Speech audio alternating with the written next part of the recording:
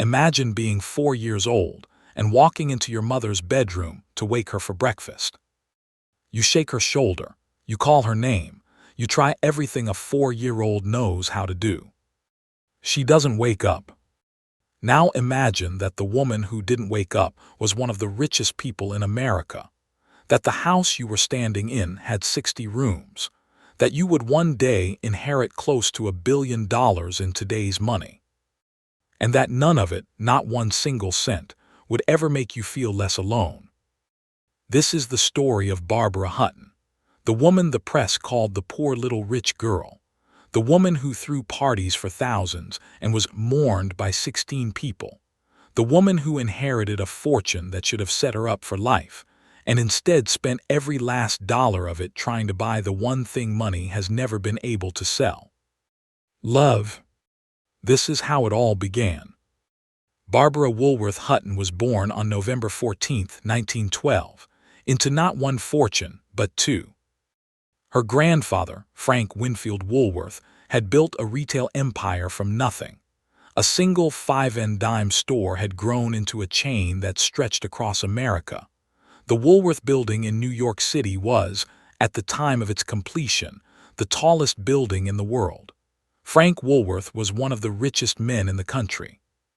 Her father, Franklin Laws Hutton, was co-founder of E.F. Hutton and Company, one of the most respected investment banking firms on Wall Street. By every measure that mattered to the world in 1912, Barbara had won the lottery before she could speak. But winning the lottery and having a good life are two very different things. Franklin Hutton was a brilliant businessman and a terrible father. He drank heavily, kept mistresses openly, and was rarely home. Barbara's mother, Edna, lonely and desperate, began an affair of her own in retaliation. The marriage was already broken when Barbara was 4 years old. On May 2, 1917, little Barbara walked into her mother's bedroom to wake her for breakfast. Edna Woolworth Hutton was dead at 33. The official cause: suffocation from an ear infection. But rumors of suicide, of poison, of despair over her husband's betrayals persisted then and continue to this day. The family, powerful and well-connected, ensured no autopsy was performed. Whether Barbara fully understood what had happened, that morning seared itself into her soul. She would carry it for the rest of her life. After Edna's death, Franklin did what wealthy men of his era often did. He disappeared further. Barbara was sent to her grandparents' 60-room mansion on Long Island, where she ate her meals alone in a vast Georgian dining room under the watchful eyes of servants. Her grandmother was slipping into dementia. Her grandfather, though warm toward her, he called her princess, was already in his own mental decline. Barbara had virtually no friends her own age. She attended a series of boarding schools, and in a pattern that would define her entire life, she tried to buy affection. She gave her classmates pearls, rubies, designer dolls. Instead of friendship, she got exploitation. The other girls took what they could and turned on her. By the time she was 12, her grandmother was dead. Barbara inherited $26.1 million, roughly $378 million in today's money. Another trust sat waiting. She was the richest child in America, eating dinner alone in an empty mansion. Her butler told her something that day that would prove chillingly prophetic. He said, "Someday you might be the richest girl in the world, and all that will mean is that someone will want to marry you for your money." She didn't believe him. She should have. In 1930, Barbara Hutton turned 18, and her father threw her a coming-out party. This was the Great Depression. Millions of Americans were standing in bread lines.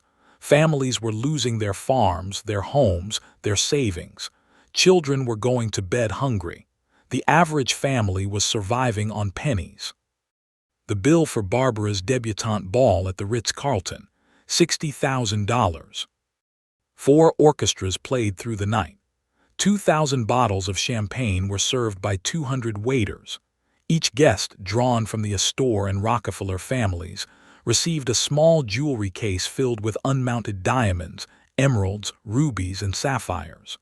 Maurice Chevalier, one of the world's biggest stars, dressed as Santa Claus to greet arrivals. The newspapers went insane. Photos of Barbara in her gown and diamond earrings ran on front pages across the country, alongside stories of families starving. The contrast was obscene, and the public fury was immediate and enormous. The press gave her a nickname she would never escape, the poor little rich girl. Cole Porter wrote a song about her. RKO made a film. The backlash was so fierce and so personal that Barbara would later describe herself, without exaggeration, as the most hated girl in America. Franklin Hutton had wanted to give his daughter the send-off, a W. Woolworth heiress deserved. Instead, he had turned her into a target. Barbara was 21, one of the wealthiest women in the world, and she was already despised by a country she had never done anything to hurt. She had one thought to console herself. Somewhere out there, someone would love her for who she was, not for her money. She was wrong, but she wouldn't find that out until her wedding night. In 1933, Barbara met Prince Alexis Mdivani. He was Georgian royalty, charming, handsome, sophisticated in exactly the way that dazzled wealthy American girls. He had his own title, his own prestige. He wouldn't need her money. Every single one of those assumptions was wrong. The Mdivani siblings were known in certain circles as professional fortune hunters. They had made careers out of marrying wealthy American heiresses, spending their fortunes, and walking away with generous divorce settlements. Alexis had even recruited a woman named Rousey to befriend Barbara, gain her trust, and when Barbara hesitated, to threaten her with devastating publicity if she refused to go through with the marriage. Barbara, already traumatized by years of press hatred, was terrified. She said yes. On their wedding night, the prince looked at his new bride and told her she was too fat. Barbara was a beautiful young woman, but she was fragile, had always been fragile, and Alexis's cruelty shattered something in her that night that never healed. From that moment forward, Barbara Hutton was on a permanent diet. She developed anorexia that would plague her for decades, that would hollow her out and consume her long before any marriage did. The marriage lasted 2 years. Alexis spent lavishly throughout: cars, jewels, estates, anything he desired, all on Barbara's account. Then he took a substantial divorce settlement and left. She was 22. She married again almost immediately. Count Kurt von Reventlow, a Danish nobleman, seemed different. They had a son together, Lance, Barbara's only child, and for a brief time she seemed genuinely happy. She built Winfield House in London's Regent's Park, a spectacular mansion, a proper home. She had a family. But Reventlow had his own agenda. He became obsessed with protecting Barbara's fortune from American inheritance taxes, and he convinced her to do something that would shock the country even more than her debutante ball. In 1938, Barbara Hutton renounced her American citizenship. When the news broke, the backlash was vicious. Walter Winchell called her society's most outrageous child. The New York Times called her despicable. Editorials across the country reminded readers that Barbara's fortune had been built on American nickels and dimes, and that she had turned her back on the country that made her family wealthy. Barbara was devastated, but the damage was done. America would not forgive her. The marriage ended in 1941. The custody battle over Lance was bitter and public, and though Barbara won custody, the truth was already visible to anyone paying attention. She had no more idea how to be a mother than her father had known how to be a father. Lance would be raised by governesses, by boarding schools, by anyone except the parent who was supposed to love him. The pattern was already complete, and she wasn't even 30 yet. In 1942, Barbara Hutton met Cary Grant. He was one of the biggest movie stars in the world, handsome, charming, successful, and wealthy in his own right. He didn't need her money. For once, she had found someone who had nothing to gain. The press dubbed them Cash and Cary. The nickname was cruel, implying Grant had married her for her fortune. He refused to sign a prenuptial agreement to prove them wrong. He was determined to show the world and Barbara that this was different. For a while it was. They attended premieres, they threw parties. They seemed by every outward measure genuinely happy, but the marriage had fundamental problems. Grant was focused on his career, absent for long stretches. Barbara felt neglected and turned to the familiar comforts that always failed her: shopping, parties, alcohol, prescription drugs, pills to sleep, pills to wake up, pills to manage the anxiety that never left her. The anorexia continued to hollow her out. In 1945, after 3 years, they divorced. But unlike every other husband Barbara had or would have, Cary Grant walked away asking for nothing. He left her exactly as wealthy as he had found her. He remained her friend for years afterward. He stayed in touch with her son Lance. He was the one husband she never lost entirely. Years later, Barbara would say that despite all her marriages, Cary Grant was the one she had loved the most. It wasn't enough to save the marriage. Nothing could have been. Barbara's wounds were too old and too deep. But of all the men who passed through her life, Grant was the only one who proved that a person could love her without wanting to take something from her. It was a lasso, and she seemed unable to learn from, because she married 4 more times after him. And they all took everything they could carry. After Cary Grant came Prince Igor Trubetskoy, an expatriate Russian prince with an impressive racing pedigree. The marriage lasted 3 years. When it ended in 1951, Barbara attempted to harm herself. The news made front pages everywhere. Her pain had become entertainment. Her grief was selling newspapers. Then came Porfirio Rubirosa. If there was ever a marriage that summed up everything wrong with Barbara's life choices, it was this one. Rubirosa was a notorious Dominican diplomat and international playboy, famous for his affairs with some of the wealthiest and most glamorous women in the world, including Zsa Gabor, with whom he was actively involved even as he married Barbara. One journalist covering the ceremony wrote what became one of the most quoted lines about Barbara Hutton's life. The bride, for her 5th wedding, wore black and carried a scotch and soda. It was true. Barbara arrived at her own wedding drunk, dressed in black, drink in hand. The marriage lasted 53 days. When it ended, she handed Rubirosa $3.5 million and a converted B-25 bomber. 53 days, $3.5 million. Then came Baron Gottfried von Kram in 1955, a German tennis champion and a genuine old friend. The marriage lasted 4 years, longer than most. There were periods where Barbara seemed almost stable, but when she discovered that von Kram had kept his own secrets, that the marriage had not been what she believed it to be, it shattered her again. By this point, Barbara's spending had long since outpaced even the staggering fortune she had inherited. She owned estates in London, Paris, Tangier, and Mexico, each one staffed year-round whether she visited or not. She was a devoted client of Balenciaga, purchasing entire collections at once and leaving most of the pieces unworn, tags still attached, in closets scattered across continents. She gave lavish gifts to anyone who showed her the slightest warmth: cars, jewels, cash, convinced, always, that enough generosity might finally produce genuine love.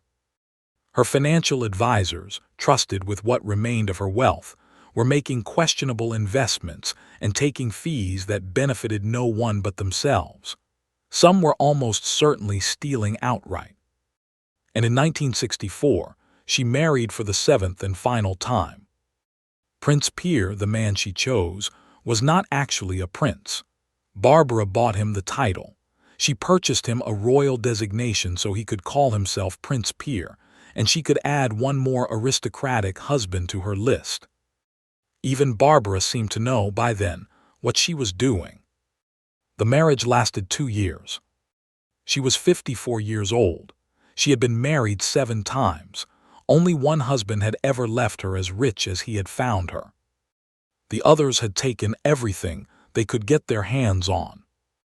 And the rest, she had given away herself, piece by piece, to anyone who offered her even the illusion of being loved.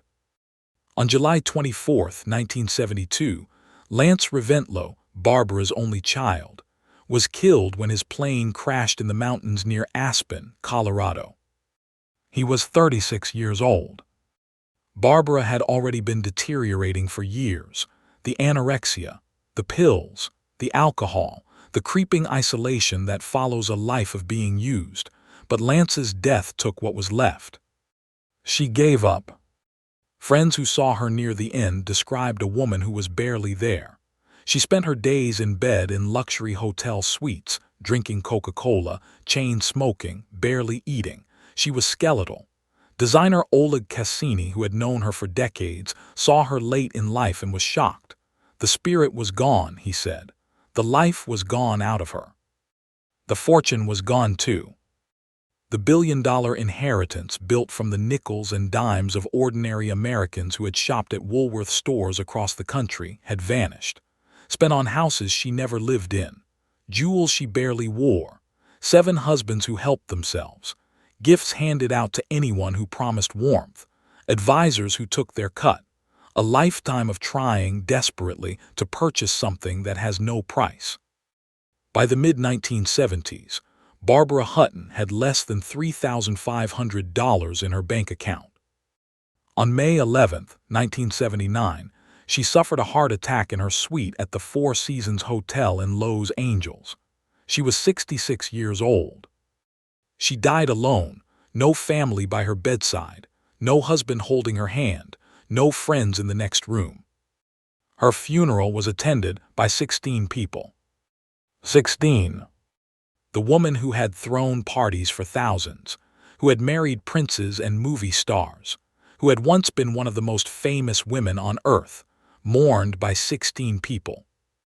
She was buried in the Woolworth family mausoleum at Woodlawn Cemetery in the Bronx, next to the mother she had found dead when she was 4 years old. The circle was complete. It is easy, looking at Barbara Hutton's life, to reach for simple lessons. Don't squander your inheritance. Build better financial structures. Trust fewer people. But those lessons miss the point entirely. Barbara Hutton's real problem was never money. It was the morning she was 4 years old and her mother didn't wake up. It was the father who checked out and never came back.